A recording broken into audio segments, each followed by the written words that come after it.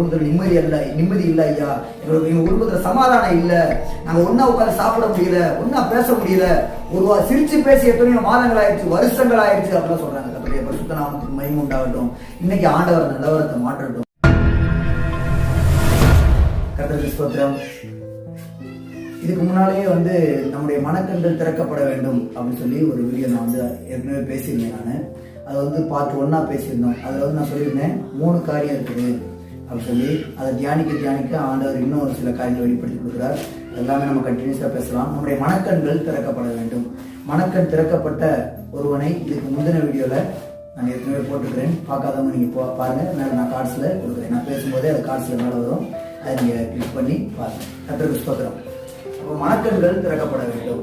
மனக்கண்கள் திறக்கப்பட்ட ஒருவன் எப்படி இருப்பான், மனக்கண்கள் திறக்கப்படாத ஒருவன் எப்படி இருப்பான் அப்படிங்கிறத நம்ம இதுக்கு முந்தின வீடியோவில் நம்ம பார்த்தோம். அதில் எலிசாவுடைய வேலைக்காரன் அவங்க 2 பேரும் தோதான் வனாந்தரத்தில் இருக்கும் பொழுது அந்த மலையை சுற்றிலும் அந்த இடத்தை சுற்றிலும் அக்னிமயமான ரதங்களும் குதிரைகளும் இருக்கிறதாக நாம் பார்த்தோம்.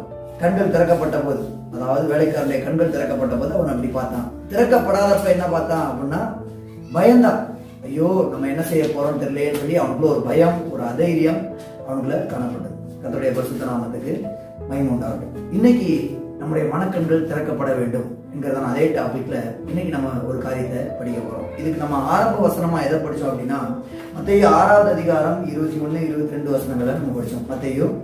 மத்தேயு எழுதின சுவிசேஷம் 6வது அதிகாரம் 22, 23 வசனம். கண்ணானது சரீரத்தின் விளக்காயிருக்கிறது. உன் கண் தெளிவாயிருந்தால் உன் சரீரம் முழுவதும் வெளிச்சமாயிருக்கும். உன் கண் கெட்டதாயிருந்தால் உன் சரீரம் முழுவதும் இருளாயிருக்கும். இப்படி உன்னிலுள்ள வெளிச்சம் இருளாயிருந்தால் அவ்விருள் எவ்வளவு அதிகமாக இருக்கும். கர்த்தராகிய இயேசு கிறிஸ்து இந்த பூமியில் இருந்த பொழுது சொன்னதான ஒரு வார்த்தையை நாம் இங்கே படிக்க கேட்கிறோம். சரீரத்தையும் கண்ணையும் பற்றி பேசுகிறார். கர்த்தருக்கு ஸ்தோத்திரம். வேதத்துல 2 விதமான கண்களை குறித்து வேதம் சொல்லுகிறது. 2 விதமான கண் அப்படிங்கன்னா நம்ம பார்க்கறதான அந்த 2 விதமான கண், இந்த 2 கண் கிடையாது. இந்த கண் போக மற்றொரு கண் நமக்கு இருக்கிறதாக வேதம் சொல்லுகிறது. எபேசியர் 1வது அதிகாரம் 19வது வசனத்துல நம்ம படிக்கிறோம். அங்க பவுல் ஜெபம் பண்ணுகிறார். பிரகாசமுள்ள மனக்கண்களை ஆண்டவர் உங்களுக்கு கொடுக்கணும் அப்படின்னு சொல்லி நான் ஜெபம் பண்றேன் அப்படின்னு சொல்லி பவுல் அங்க ஜெபிக்கிறத நான் பார்க்கிறோம். கர்த்தருக்கு ஸ்தோத்திரம். அப்ப மனக்கண் பிரகாசமா இருக்கிறத தடுக்கிறது யாரு அப்படின்னா சாத்தான் தடுக்கிறான். எப்ப நமக்குள்ள அவிசுவாசம் வருதோ, அதைரியம் வருதோ, அந்த நேரத்துல சாத்தான் நம்முடைய மனக்கண்ணை கூடாக்கிறான். சுத்தமா விசுவாசமே இல்லாம, ஆண்டவர் மேல நம்பிக்கையே இல்லாம நம்முடைய நம்பிக்கை எல்லாத்தையும் எடுத்துட்டு போயிடும். கர்த்தருடைய பரிசுத்த நாமத்துக்கு மகிமை உண்டாகட்டும். இதை குறித்து 2 கொரிந்தியர் 4வது அதிகாரம் 4வது வசனத்துல ஏற்கனவே படிச்சிருக்கிறோம். அதுல நம்ம படிக்கிறோம். கர்த்தருக்கு ஸ்தோத்திரம். அப்ப இன்னைக்கு ஒரு காரியத்தை நம்ம புதுசா கத்துக்க போறோம். அதாவது புதுசா கத்துக்க போறோம்னா தெரிஞ்சுக்க போறோம்.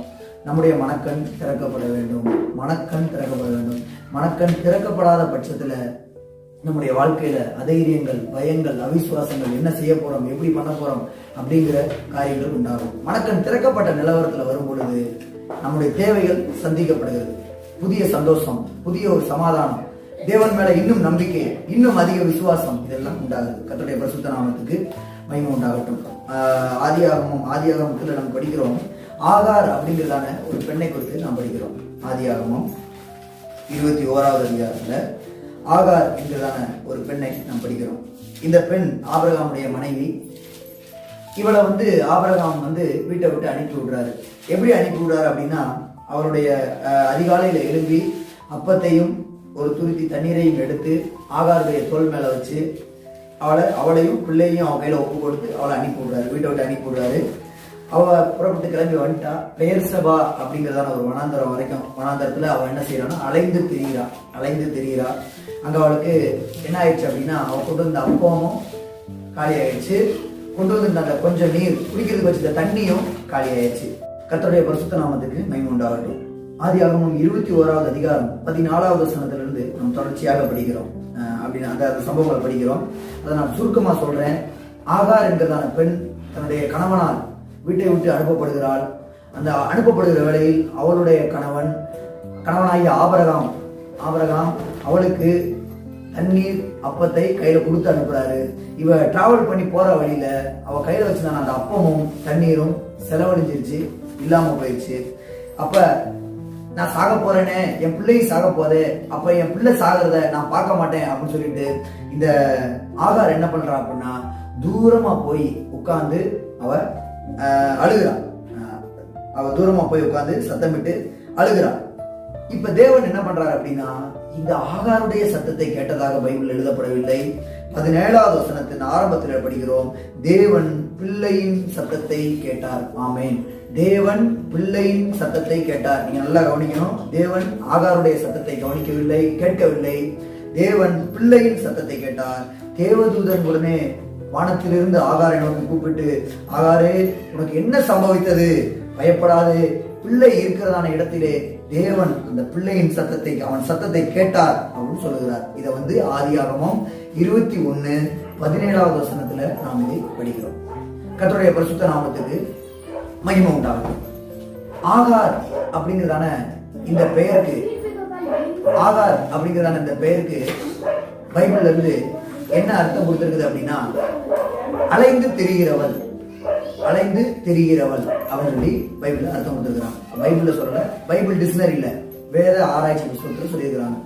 பைபிள் டிக்ஷனரியில, வேத அகராதியில அப்படி சொல்லப்பட்டிருக்கிறது. ஆகார் என்றால் அலைந்து திரிகிறவள். கர்த்தருடைய பரிசுத்த நாமத்துக்கு மகிமை உண்டாகட்டும். பிரியமானவர்களே, ஒருவேளை நீங்க இந்த நேரத்துல ஆகார போல ஒரு தனித்து விடப்பட்ட நிலவரத்துல எந்த ஒரு உதவியுமே இல்லாத ஒரு இடத்துல நீங்க நின்றுகிட்டு இருக்கிறீங்களா? அந்த இடத்துல நீங்க நின்று அழுதுகிட்டு இருக்கிறீங்களா? உங்களுடைய அழுகையின் சத்தத்தை தேவன் கேட்கிறார். ஆமேன், ஆமேன். உங்களுடைய அழுகையின் சத்தத்தை யார் கேட்கிறார்? தேவன் கேட்கிறார். நீங்க ஆகார போல தனித்து விடப்பட்ட ஒரு நிலவரத்துல, வனாந்தரம் போன்ற ஒரு இடத்துல நீங்க நிக்கிறீங்க அப்படின்னா உங்களுக்கு ஹெல்ப்புக்கு யாருமே இல்லை. உங்க சொந்தக்காரங்க, உங்க நண்பர்கள், உங்க பக்கத்து வீட்டுக்காரங்க, உங்களுக்கு தெரிஞ்சவங்க, இப்படி எல்லாரும் கைவிடப்பட்டதான ஒரு சூழ்நிலையில இங்க நின்று அழுது கொண்டு தேவனை நோக்கி பாக்குறீங்க அப்படின்னா நிச்சயமாய் ஆண்டவர் உங்களுடைய கண்ணீரை காண்கிறார். அந்த இடத்துல பாருங்க, ஆகார் எந்த ஒரு உதவியும் இல்லாமல் அவர் அழுது கொண்டிருந்தால் நீ எழுந்து, உடனே 18வது வசனத்துல, நீ எழுந்து பிள்ளையை எடுத்து அவனை உன் கையில் பிடித்து கொண்டு போ, நான் அவனை பெரிய ஜாதி ஆக்குவேன் என்று சொல்லுகிறார். அதற்கு பிற்பாடு 19வது வசனம் நம்முடைய டாபிக்கு ரொம்ப முக்கியமான இம்பார்ட்டன்டான ஒரு வசனம். ஆதியாகமம் 21வது அதிகாரம் 19வது வசனம், தேவன் அவளுடைய கண்களை திறந்தார். ஆமேன், ஆமேன். அப்ப இவ்வளவு நேரம் என்ன ஆகாருக்கு கண்ணு தெரியாம இருந்ததா, இல்ல குருடா இருந்தாளா, இல்ல கண்ணு இல்லாம இருந்ததா, அவ பிளைண்டா இருந்தா? எதுவுமே இல்லை. அவளுக்கு நல்ல கண் பார்வை இருந்தது. ஆனாலும் அந்த துருத்தி இருக்கிறதான இடத்த துறவை பார்க்க முடியாதபடிக்கு அவருடைய கண்கள் அடைக்கப்பட்டிருந்தது. இந்த இடத்துல ஆண்டவர் கண்களை திறந்தார் என்று சொல்லப்பட்டிருக்கிறது. அவளுடைய மனக்கண்ணை ஆண்டவர் திறந்தார். கர்த்தருடைய பரிசுத்த நாமத்துக்கு மகிமை உண்டாகட்டும். ஆதியாகமம் 21வது அதிகாரத்துல 19வது வசனத்துல படிக்கிறோம், தேவன் அவளுடைய கண்களை திறந்தார். அவளுடைய கண்களை திறந்த பொழுது அவள் அங்க ஒரு துறவை கண்டு போய், ஒரு தண்ணீர் துறவை கண்டு போய் துருத்தியிலே தண்ணீர் நிரப்பி பிள்ளைக்கும் குடிக்க கொடுத்தாள். கர்த்தருடைய பரிசுத்த நாமத்துக்கு மகிமை உண்டாகட்டும். அப்ப துறவு அங்கதான் இருந்திருக்குது. ஆனா ஆண்டவர் கண்களை திறக்காத பட்சத்துல அவளுக்கு துறவு தெரியாமலே இருந்திருக்கும். ஆனா ஆண்டவர் எப்ப கண்களை திறந்தாரோ அந்த வேளையில அவள் அந்த துறவை பார்த்தாள். கர்த்தருடைய பரிசுத்த நாமத்துக்கு மகிமை உண்டாகட்டும். இன்னைக்கு பாருங்க, சுகத்துக்காக, சமாதானத்துக்காக, சந்தோஷத்துக்காக, நான் நல்லா இருக்கணும், நிம்மதியா இருக்கணும் அப்படின்னு சொல்லி இந்த பூமியில கோடியா சம்பாதிச்சவங்க எத்தனையோ பேர், வசதியானவங்க, வசதி இருக்கிறவங்க, இன்னைக்கு எத்தனையோ பேர் பணத்தை எடுத்துட்டு எங்கெங்கயோ ஓடிக்கிட்டு இருக்கிறாங்க. அமைதிக்காக, சந்தோஷத்துக்காக, சமாதானத்துக்காக, குடும்ப நிம்மதிக்காக மந்திரவாதிகளை தேடி கோயிலா குளமா சுத்திக்கிட்டு இருக்கிறாங்க.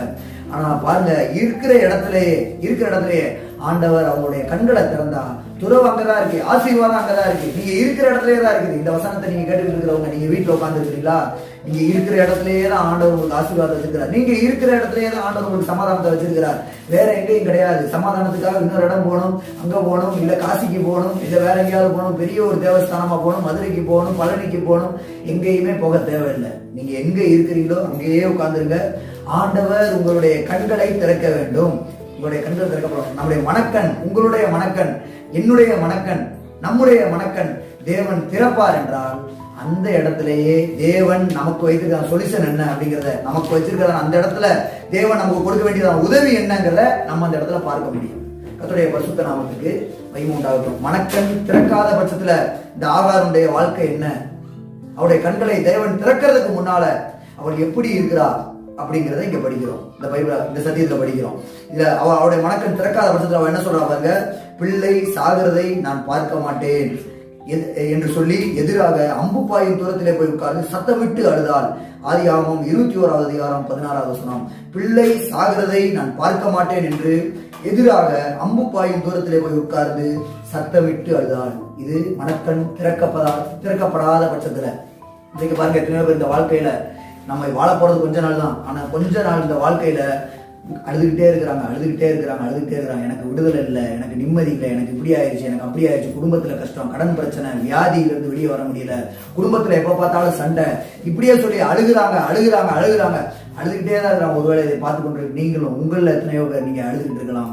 ஆண்டவர் இன்றைக்கு உங்களுக்கு சொல்லுகிறார், அப்பா என் மனக்கண்ணை திறங்க ராஜா அப்படின்னு சொல்லி நீங்க என்ன பண்ணுங்க, ஜெபம் பண்ணுங்க.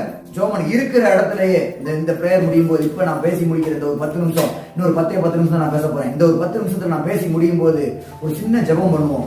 அந்த ஜெபம் பண்ணும்போது நீங்களும் உண்மையா ஆண்டவருடைய சமூகத்துல உட்கார்ந்து, அப்பா என்னை விடுதலையாக்குங்க சுவாமி, எனக்கு என்ன செய்யுங்க, இன்னைக்கு என் மனக்கண்ணை திறங்க ஏசப்பா, எத்தனையோ என் மனக்கண் அடைக்கப்பட்டிருக்குது சுவாமி, அதனாலதான் என் குடும்பத்துல இருக்கிற பிரச்சனையை என்னால சால்வ் பண்ண முடியல, எங்க குடும்பத்தை எங்க பையனை என்னால கண்ட்ரோல் பண்ண முடியல, எங்க பொண்ணை என்னால கண்ட்ரோல் பண்ண முடியல, எங்க மருமகளை, எங்க மகனை, இப்படி சொல்லி எத்தனையோருடைய புலம்பல், அநேகருடைய வீடுகள் எங்க குடும்பத்துல சமாதானம் இல்ல, நாங்க ஒன்னா உட்கார்ந்து சாப்பிட முடியல, ஒன்னா பேச முடியல, ஒரு சிரிச்சு பேசி எத்தனையோ மாதங்கள் ஆயிடுச்சு, வருஷங்கள் ஆயிடுச்சு அப்படிலாம் சொல்றாங்க. கர்த்தருடைய பரிசுத்த நாமத்துக்கு மகிமை உண்டாகட்டும்.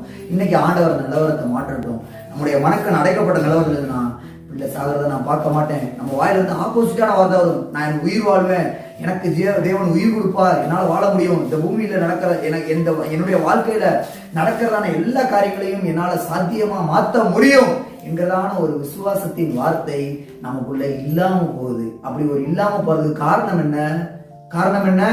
நம்முடைய மனக்கண் அடைக்கப்பட்டிருக்கிறது. விசுவாசம் என்கிறதான அந்த கண், மனக்கண், அது அடைக்கப்பட்ட நிலவரத்தில் இருக்கிறது. ஆண்டவர் அதை திறக்கட்டும். அதை திறக்கிறதுக்கு ஆகார் என்ன பண்ணா? அவருடைய கண்ணை தேவன் திறக்கிறதுக்கு அவ என்ன பண்ணா? ஆகார் அங்க ஒண்ணுமே பண்ணல. அவ சத்தமிட்டு அழுதாள். ஆனா அவ சத்தத்தை ஆண்டவர் கேட்டதா பைபிள்ல எழுதவே இல்லை. ஆகாரே நீ அழுத, உன் சத்தத்தை நான் கேட்டேன் அப்படின்னு ஆண்டவர் சொல்லியிருக்காரா? சொல்லல.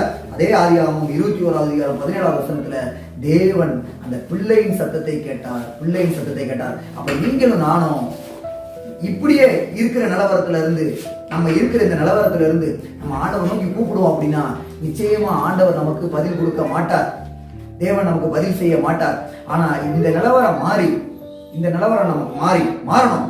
ஒரு பிள்ளை என்கிறதான அந்த ஸ்தானத்துக்கு நாம் வர வேண்டும். வேதம் என்ன சொல்கிறது? இயேசுவே சொல்லியிருக்கிறார், இந்த சின்ன பிள்ளைகளை போல நீங்க மாறாவிட்டால் பரலோக ராஜ்யத்துக்குள்ள நீங்கள் பிரவேசிக்க முடியாது.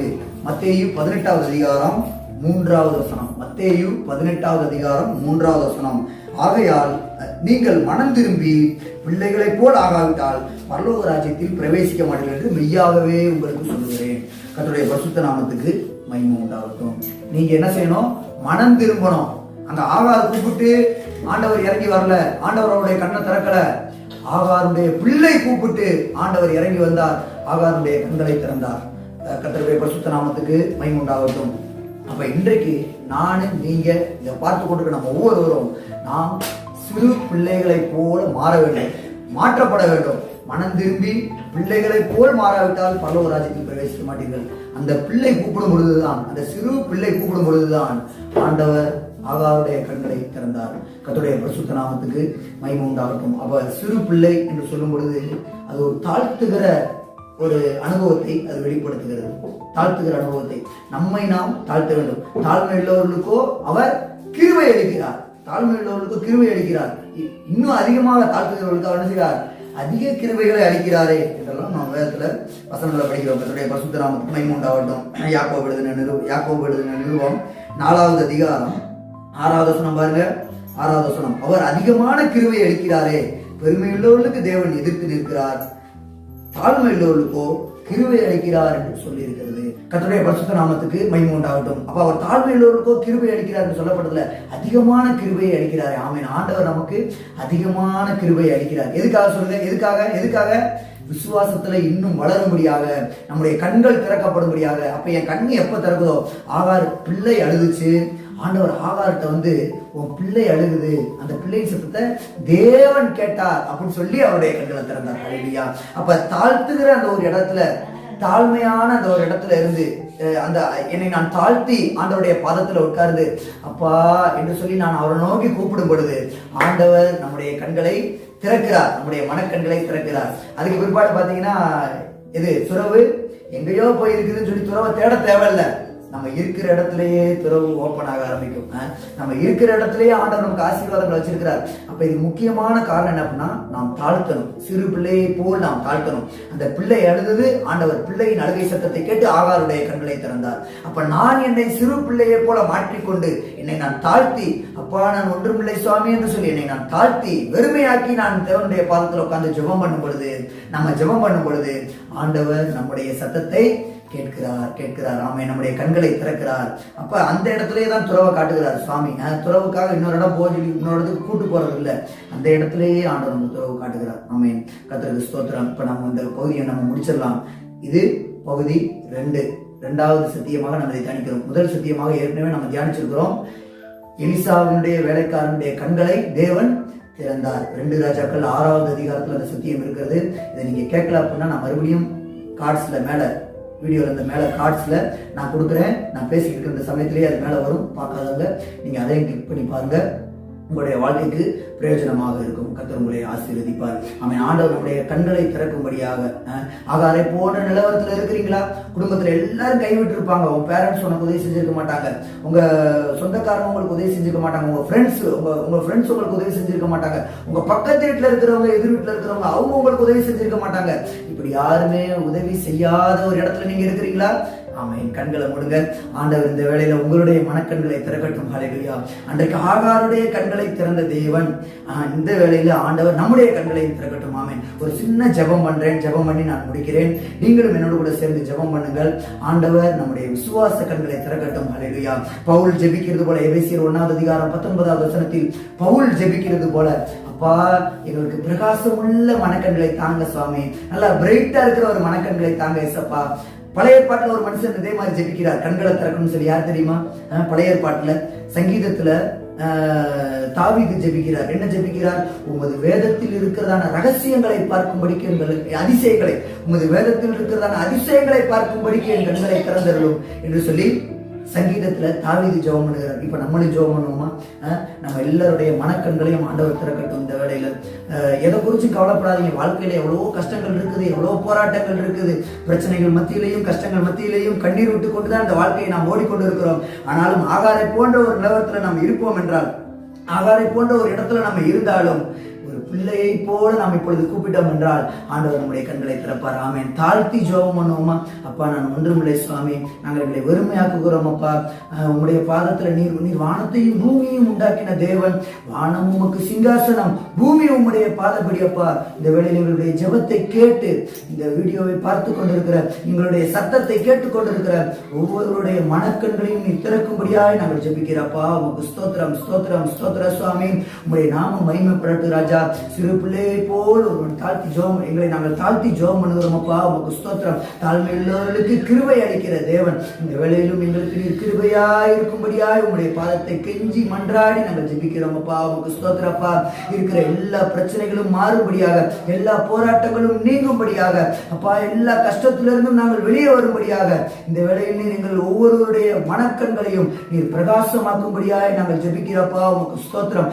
ஆகாருக்கு கண்களை திறந்து துறவை காண செய்த தேவன் அப்பா, இந்த வேளையில் கர்த்தாவே சுவாமி, எங்களுக்கென்று நீர் வைத்திருக்கிற அந்த ஆசீர்வாதத்தை, எங்களுக்கென்று நீர் வைத்திருக்கிற அந்த சமாதானத்தை இந்த வேளையில் நீர் தரும்படியா எங்களுடைய கண்களை திறக்கும்படியாக ஜெபிக்கிறப்பா. உமக்கு ஸ்தோத்திரப்பா. ஸ்தோத்திர சுவாமி. பிரகாசம் உள்ள மனக்கண்களை நீர் எங்களுக்கு கொடுத்தபடினால உமக்கு ஸ்தோத்திர சுவாமி. எங்களை தாழ்த்துகிறோம், எங்களை வெறுமையாக்குகிறோம். எல்லா துதி கன மகிமையை நாங்கள் உமக்கு செலுத்துகிறோம். இயேசுவின் நாமத்தில் கேட்கிறோம் பிதாவே. ஆமென். Praise the Lord.